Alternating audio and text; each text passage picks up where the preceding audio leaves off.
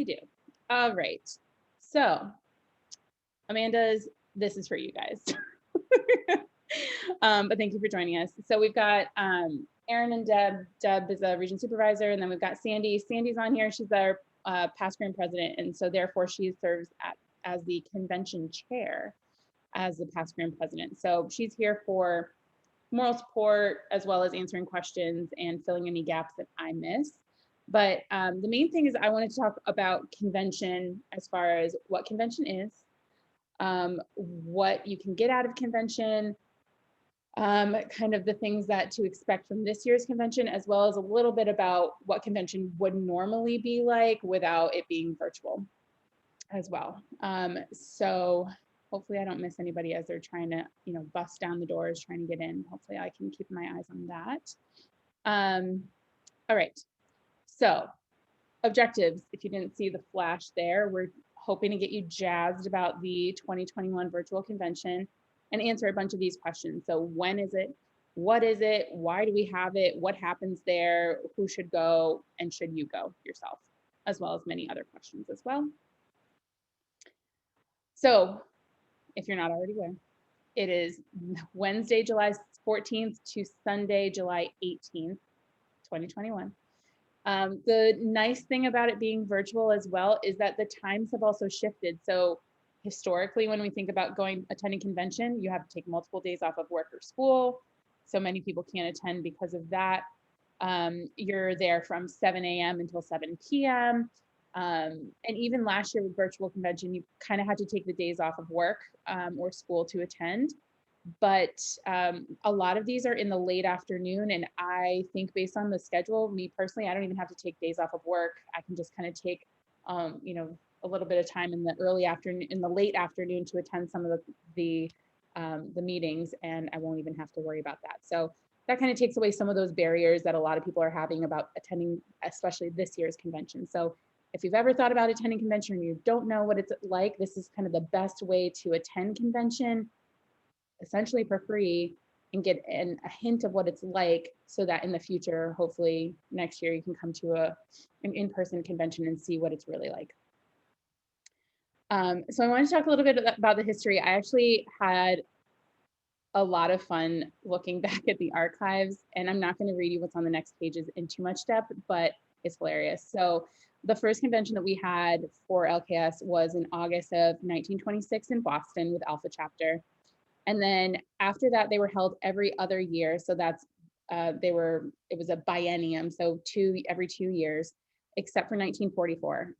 Sandy, I don't know if you know what happened in 1944. I was trying to think if there was a war, but no, I couldn't, I don't think there was. And then in between those 2 years, there were also regional meetings that happened as well, that happened just in certain areas.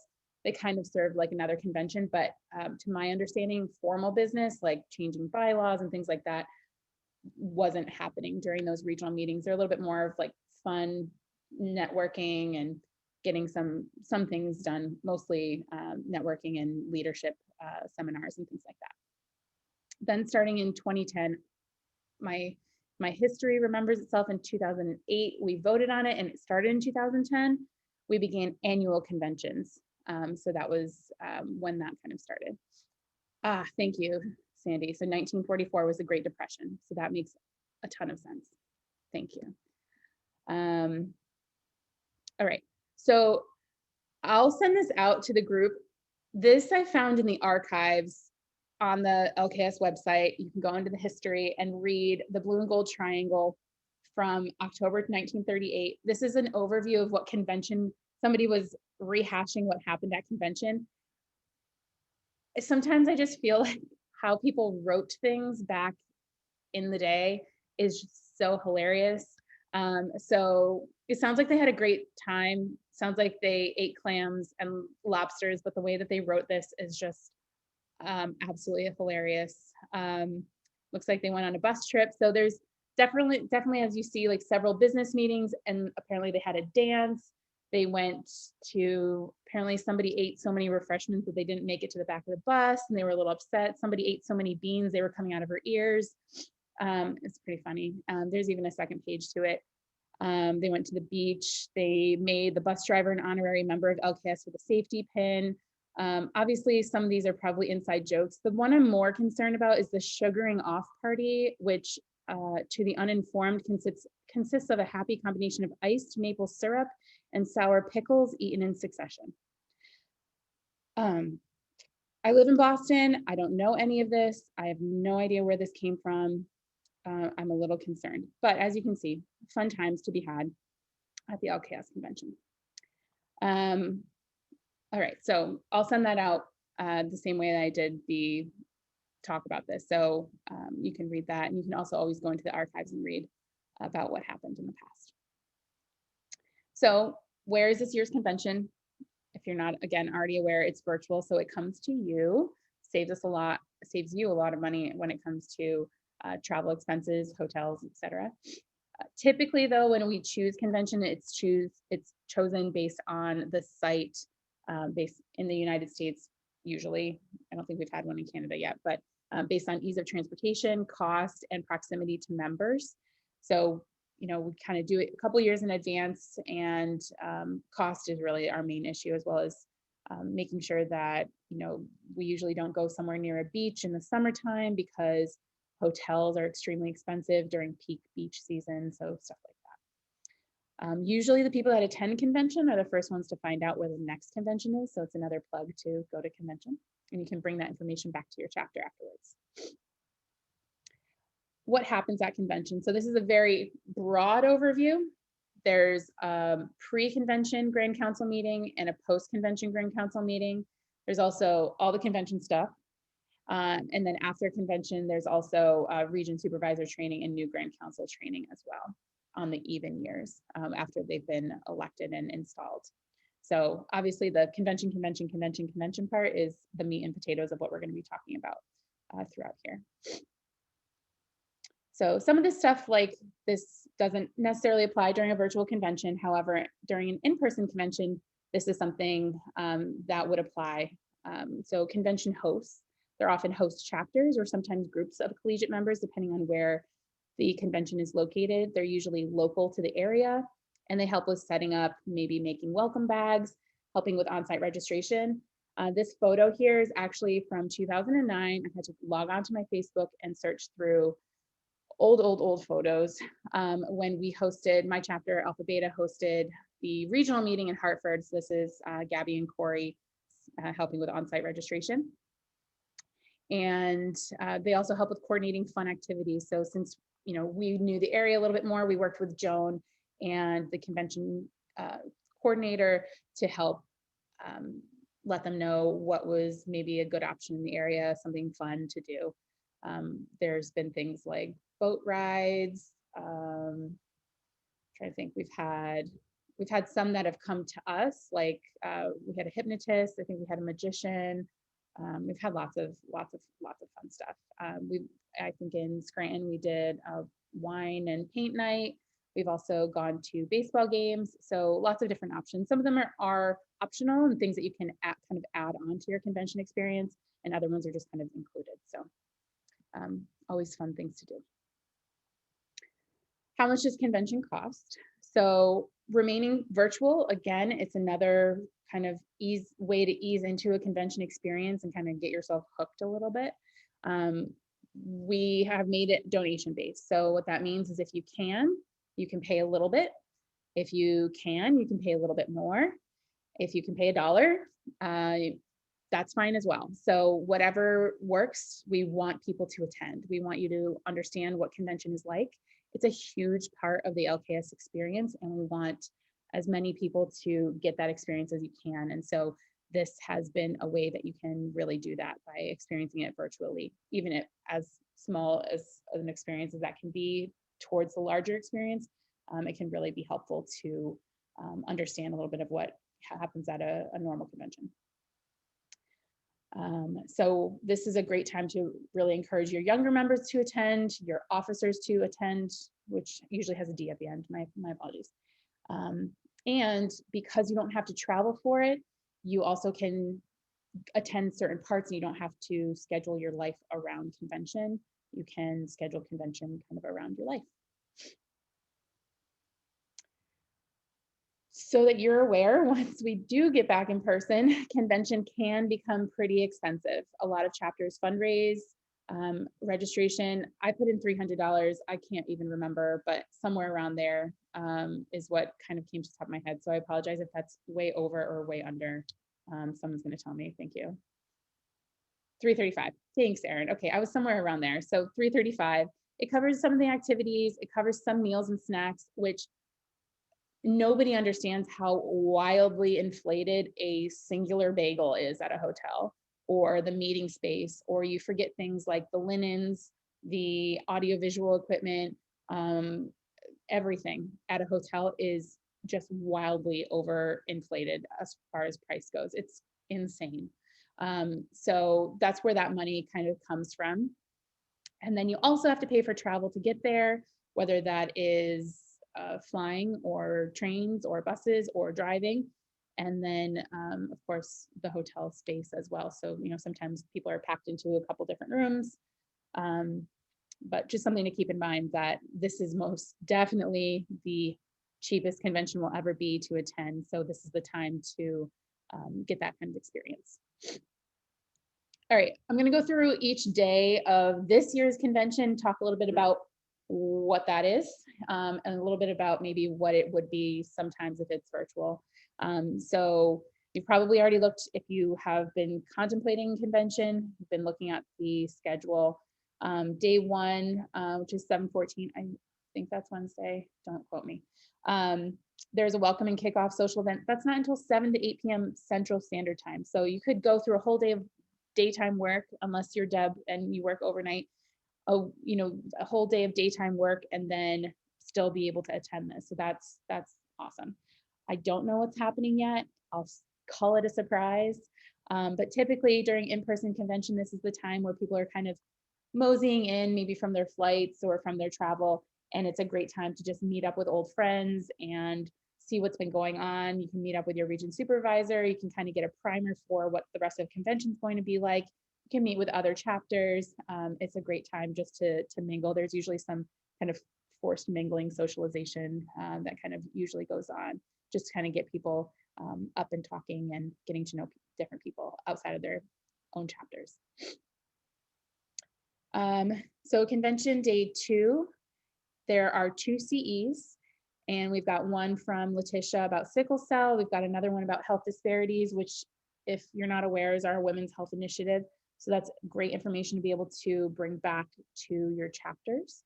And those again are from 3 to 4 and 4 to 5 Central Standard Time. So again, later in the day. So between that, and then we've also got our very important first business session. So I'm going to talk in a second about delegates, but everyone's chapter has a delegate and an alternate. Your delegate has to attend the business session. So if you're the delegate, or you know who the delegate is in your chapter, you have one and you have an alternate. They were submitted during your annual report submission, so they need to be in attendance. And we go through, they call roll, and they have to be there. They have to be there on time. Okay, so make sure that that is communicated. I'll talk a little bit more about that in a minute.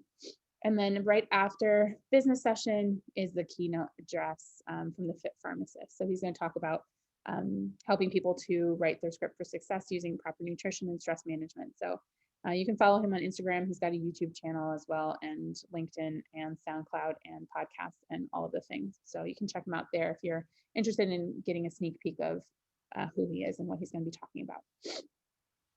All right, information about business session, because that, I think the only reason I knew anything about business sessions is because I had attended APHA conferences.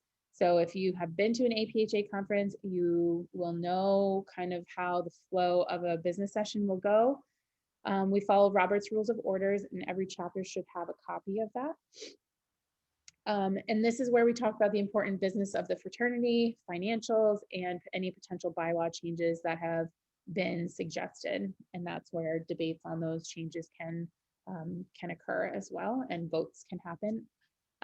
The delegate from your chapter is the person that's going to have the right to vote on your chapter on behalf of your chapter.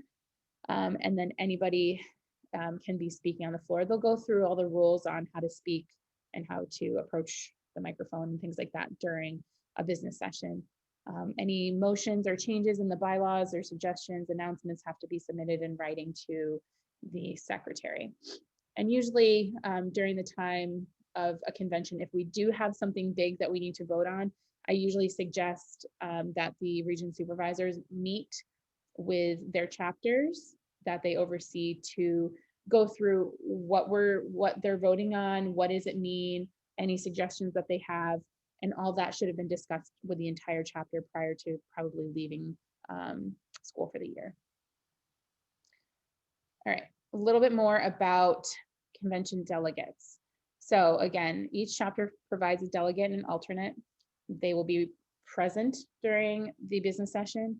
I guess as long as your delegate's there, the alternate doesn't have to be there. But if for some reason the delegate can't be there, the alternate needs to be there. And they're the ones that are going to be voting on your chapter's behalf. They have to be dues paid. And according to the bylaws, the collegiate delegates have to be returning to school in the fall semester. So they couldn't have graduated this past May. The delegate credential form is what was submitted during the annual report. So if you're not sure who you submitted, if somebody else submitted your annual report and you're not sure who are your delegates and your delegate and your alternate, you can get in touch with Erin or myself. There are already some concerns with some of them, so I'll be reaching out to some chapters as well. And like I said, Grand Secretary will call roll during the business session, and your delegate or your alternate needs to be there. Okay. All right. So during the business session, only initiated members are allowed into the session. And if this was in person, this is just a future warning, you have to know the sign and the password to get into the door. You learned it during initiation. If you don't know it, you can ask a friend or your region supervisor. And you want to be in the business session. You don't want to miss this. This is the room where it happens. If you're not familiar with Hamilton, then this will be lost on you, but you want to be in it, in the room where it happens. Business session, Hamilton. Okay, all right, I'm done with my jokes for today, maybe. All right, day 3, we've got 2 more CEs, so lots of learning. Bias and health equity and cultural competence. So those are also great things, women's health initiative wise, that you can take back to your chapters as well. And it's always great to learn additional things from your fellow sisters. And then we also have, those were 3 to 4 and 4 to 5 Central Standard Time. And then Alicia is talking about making future boards. So taking dreams into kind of making them happen into reality from 6 to 7:15. And then I want to say, maybe this isn't the first time we've done an alumni and collegiate mixer. I can't remember, but usually we do them separately. We did it separately last year. We did trivia with the alumni and it was intense. So this year we're going to be doing an alumni and collegiate mixer. I'm leading this with Robin, the Grand Vice President for Development. So this is from 7:30 to 9. So that'll be fun. It'll be a nice time to be able to literally mix and mingle with some other chapters as well as some alumni members. So there'll be prizes as well, if that piques your interest. And then the next day, we've got a big leadership program from 10 to 1 p.m. So now we're talking about the weekend. So we've moved on from the weekdays as well. So this is from 10 to 1, led by Christine Perry, and she's going to be kind of moderating a panel of previous recipients of the Distinguished Young Pharmacist Award, and they're going to talk about resilience and success skills that they have developed for kind of getting through the COVID-19 pandemic and just life and their careers. So that'll be great experience. I think those have always been very successful. A lot of people really learn a lot and have a lot of questions for them. So great time for especially your younger members that are looking for that experience of, how to connect and how to learn from these older alumni members, more experienced alumni members. And then later that afternoon, we have a second business session. So I'm going to point out again, this is another time your delegate and alternate have to be present. So make sure that they're aware of that. From 4 to 5, we've got Lamb Talks Live. So apparently I'll be there. Myself and Sarah and Letitia will be interviewing a guest or guests live. Last year it was amazing and it was pretty much only caught live. So if you're not there, you're going to miss it. And it was amazing. So you'll want to be there for that. And then the day 5 on the 18th, this is a big day as well, and really is going to be kind of the meat and potatoes of your collegiate experience as far as what I think the collegiate chapters are going to get the most out of is going to be really kind of on this day. We've got Fired Up that's going to be presenting for a couple hours for the collegiate conference. They're going to talk about recruitment, retention, and relationships and how to grow LKS and your chapter. So that is going to be really engaging and something that's going to, I'm not going to use the word fired up, but get you fired up. Yep, it's going to happen. It happened. Okay. So you're going to take that and really probably bring that right back to your chapter of the fall. That's kind of where that excitement comes from, convention, and returns to your chapters in the fall. We have a final business session, number 3. Again, delegate and alternate have to be present here as well. So if you have any issues with your delegate and alternate not being able to make these times, also reach out to myself and Erin.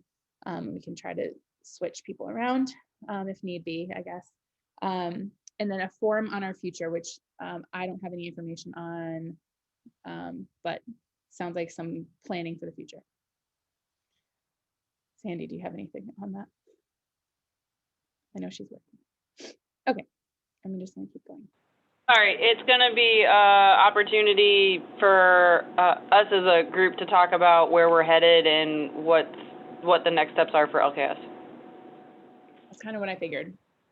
Great, so you'll want to be there, you want to hear what's going on, have your input and things like that. So I think it'll be really valuable as a member. Final banquet and awards. This is really the most fun part of an in-person convention, but live, it's like a virtual wise, it's going to be great as well. You never want to miss out on the awards, never want to miss out on final banquet, ever. You're going to find out who won our fraternity awards, our collegiate and alumni chapters of the year, chapters of the level, our new collegiate awards as well, closing out convention, and then realize how much you can't wait until next year's convention and hope that it's in person. So I'm going to kind of go through just as a refresher. These are all the awards that we'll be going through. So collegiate chapter of the year, chapters of the level, alumni chapter of the year, and then we've got our couple of alumni awards, our Vanguard Leadership Award, Award of Merit, Distinguished Service Citation, Distinguished Young Pharmacist Award, Advisor Award, and then Collegiate of the Year. So those were all submitted back in April, and we'll find out who the recipients of those are.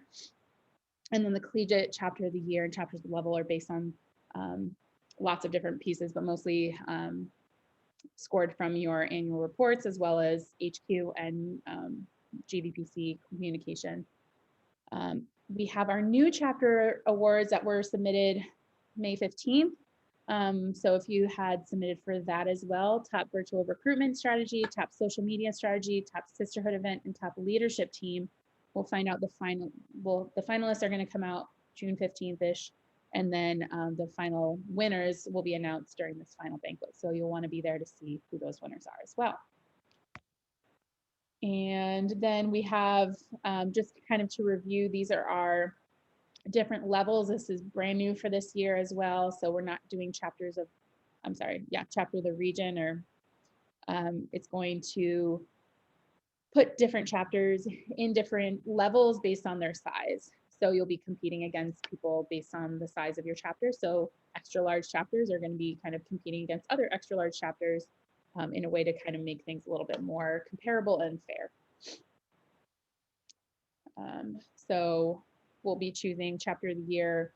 There'll be 5 winners of the chapter of the levels, and then 1 chapter of the year, which comes out of one of the chapters of the levels. All right. Also, I wanted to let you know that if you aren't already aware, Your chapter gets points towards chapter of the year, depending on how many members you bring to convention. So the more people you bring, the more points you get. Many people don't realize that. So as I'm calculating chapter of the year scores, I just want people to make sure they're aware. I've been very open and honest about what the scoring, where the scoring comes from, but just a reminder. All right, so who should go to convention? This is my opinion, but it's also fact. Your chapter, your officers, your delegate, your alternate, your new graduates, your alumni, your brand new members, your new officers, and you. Hopefully I've convinced you.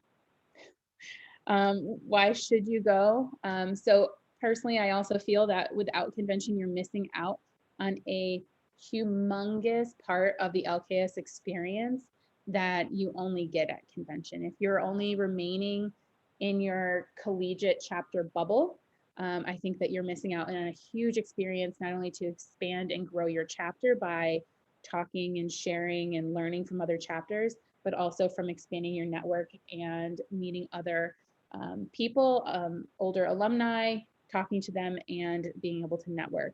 And I definitely would not be in the position that I'm in if it wasn't for the people that I've met at previous conventions and the lifelong friends that I've made from there.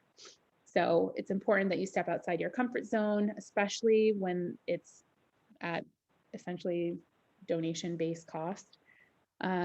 Learning how to improve your chapter, meeting alumni, and you can also get involved as at the national level. You can a little bit easier once we know your face. It's a lot easier for us to remember who you are when it comes to looking towards people, when it comes to adding them onto committees. That's where we do a lot of the searching for people to be on national committees as well as at convention, and you'll hear about it first. So we often find that the people that are collegiate members that end up being on committees are people that have been at conventions in the past. So it kind of starts that process of being involved on a national level. Just to kind of talk briefly about my experience at conventions keeps me coming back to LKS. I've met so many people. I did not learn to spell at conventions, so just ignore that. Met so many people, collegiates and alumni, that I'm still friends with today. I've learned how to improve my chapter, shared stories and learned from others, shared success stories from our chapter, and learned also how to, some of the struggles that we've had. I was able to ask other chapters, how did you overcome some of those things, and got brand new ideas. The connections that I've made have also helped me stay involved with LKS after graduation, and I look forward to seeing my friends every year. And like I said before, I went on a deep dive down Facebook lane. So this is from my first regional meeting in Philly in 2007, 2013, St. Louis, Erica and I, this is Milwaukee, was that 2019? This is from Centennial. This is all the people that attended Centennial, which was our 100-year anniversary. And this is also Alpha Beta, my home chapter from our 100-year. It's again 2009 regional meeting. I don't remember which year this was, but I was a region supervisor and we won chapter of the year. Well, Alpha Beta did.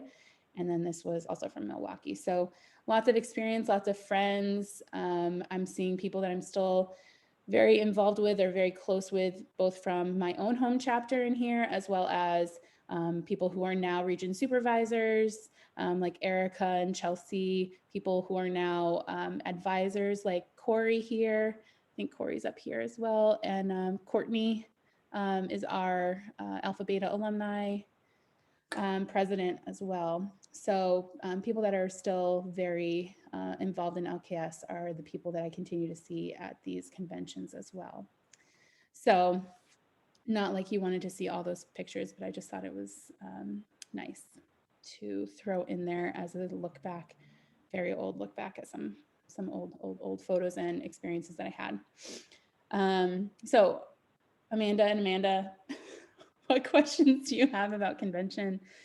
Any propaganda that I did not include to help convince you?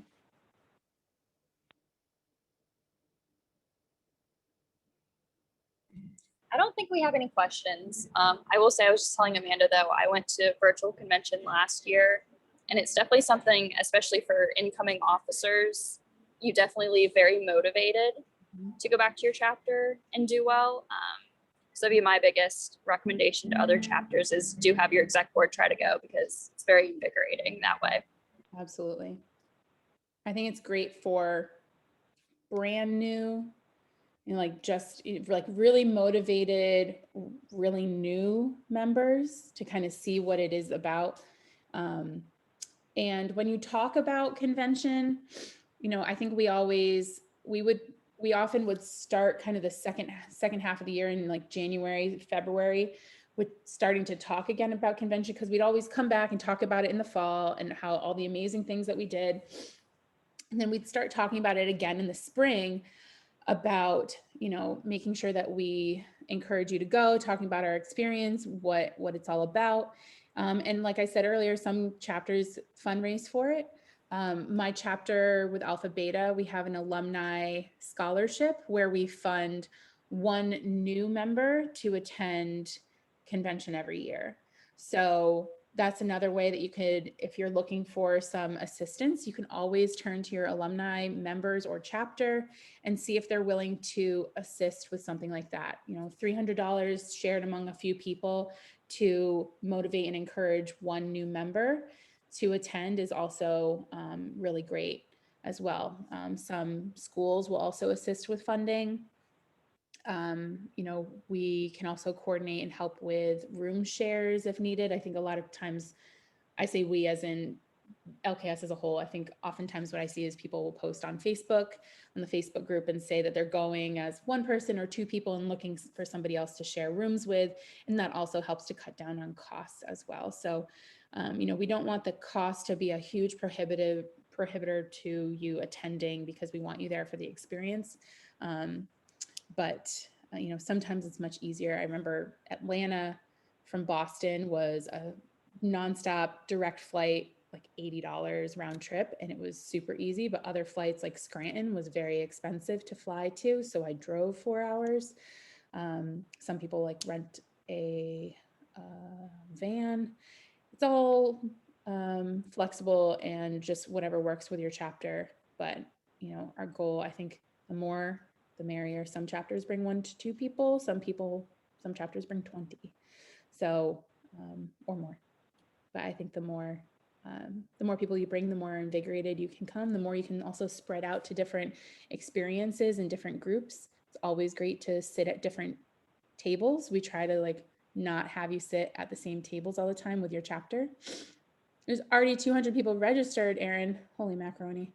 That's fabulous. So, and I haven't registered. Sorry, I got to do that.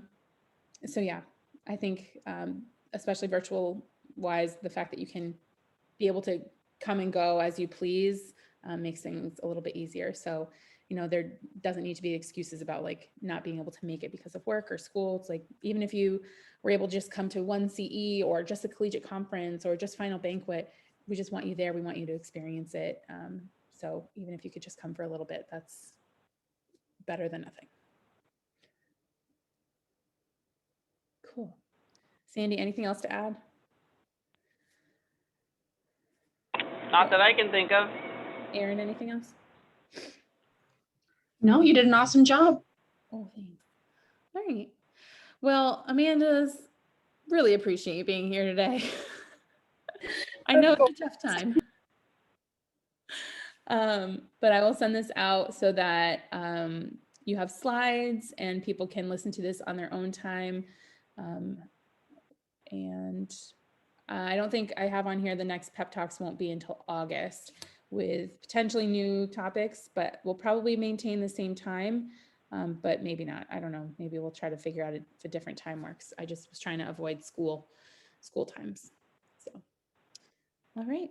Well, thanks so much. Appreciate it.